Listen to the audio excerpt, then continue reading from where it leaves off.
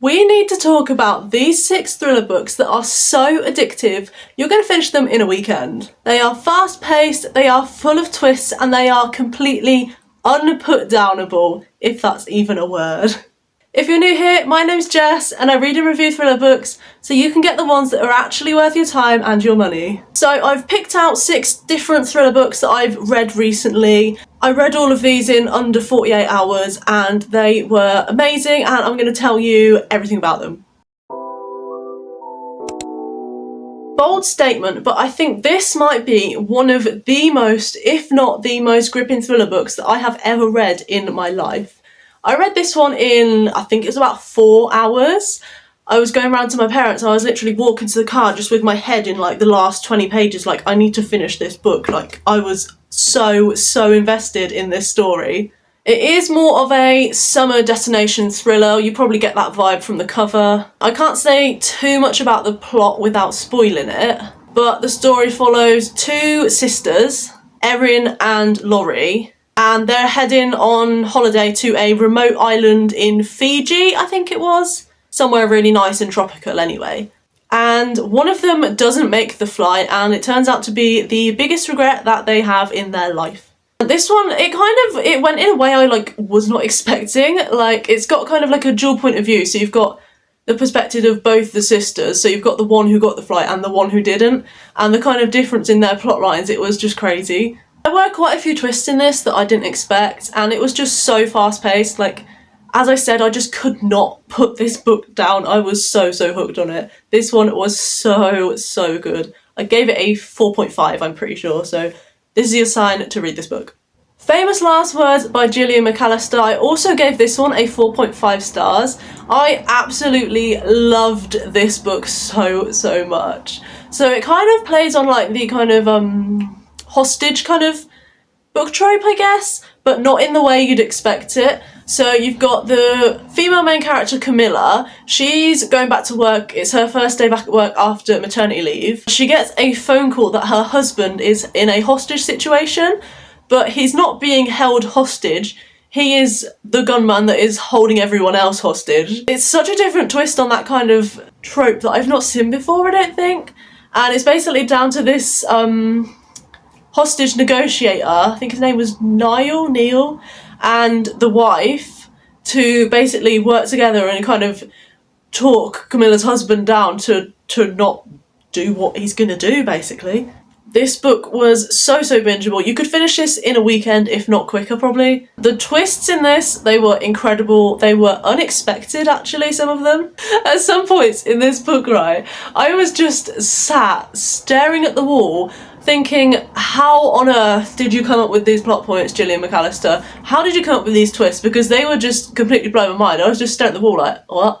Honestly, blew my mind, this one. But this one is definitely one I'm recommending, if you could not tell. Now, if there's one thing I love, it is a Lucy Foley book, and I'm honestly so sad that she doesn't have more books out.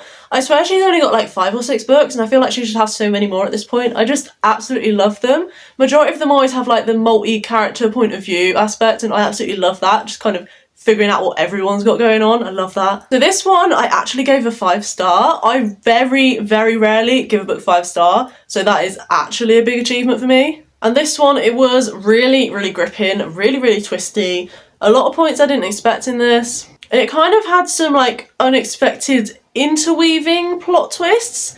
So some of the characters, they kind of linked together in their past in ways you wouldn't expect. It's the only way I can say that without really spoiling it. So it had a kind of split timeline from past and present, following 4 characters' points of view, I'm pretty sure. And alongside that, you've got a police investigation going on at the same time. So the main character is Francesca, and she's just opened this kind of countryside luxury manor retreat, I guess. And she's kind of brought all her old friends together to kind of celebrate the opening of this new place that she's made. And it happens to be a solstice supper. I think that's how it was phrased in the book. Just as that starts, someone finds a body, and obviously the supper just descends into chaos. You've got the police investigation that starts going on, and it all stems around this one secret from like 15, 20 years ago There was so much in this book I was not expecting. It was such a good book.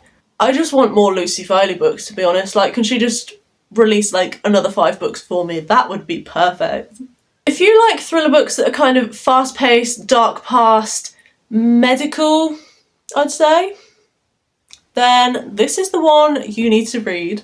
So this was actually my first book by this author, and I really enjoyed it actually. I think I gave it a 4-star. It had multiple points of view, it had flashbacks, and it had some plot twists throughout, which I love when there's plot twists like gradually in a book, not just one big one at the end. I love when there's the little interweaving ones. They are possibly the best type of books, I think. So this book was about a single mum called Kelly. She is a doctor, and her child gets kidnapped, and they won't return her child until she kills one of her patients. I have read another book with that kind of vibe, Do No Harm by Jack Jordan, but that kind of had a more political element to it, if I remember correctly. In this book, the kidnapper, I did not think that it was going to be the person that it was. Like, I was in absolute shock at who it was. And I think this is actually a really underrated author as well. Like, I've not read any more of their books apart from this one. Filming this video right now is kind of making me realise I need to go and read some more books by them. Definitely pick this one up. And if you've made it this far in the video, please don't forget to like and subscribe. It means loads to me. Back to the books. This book has such a unique concept. I absolutely loved it. So it's set in the UK, and the concept is basically 59 minutes until a nuclear missile hits England. Everyone gets a text alert on their phone, the whole country just descends into chaos, and you're following 3 different families and kind of what they do in that situation. You've got Carrie, who is trying to get home to her partner and her daughter. You've got Frankie and her boyfriend, who went down to Devon for a nice countryside couples retreat. And you've got Mrs. Dab, best character name, who is waiting for her daughter to get back home from school. Now obviously all of these people are without phones, electricity, like the whole country just turns into absolute chaos.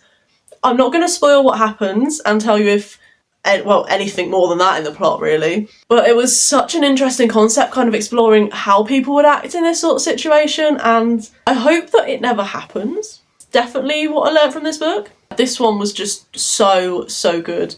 Honestly, give it a read. So good. And the final book I don't actually have a physical copy of, but it is The Last Thing to Burn by Will Dean. This book I gave a straight up 5-star. I read this so quick, literally I think it was one sitting. And I feel like calling this book amazing is not right because of the kind of content topic the book covers. It is a proper emotional read.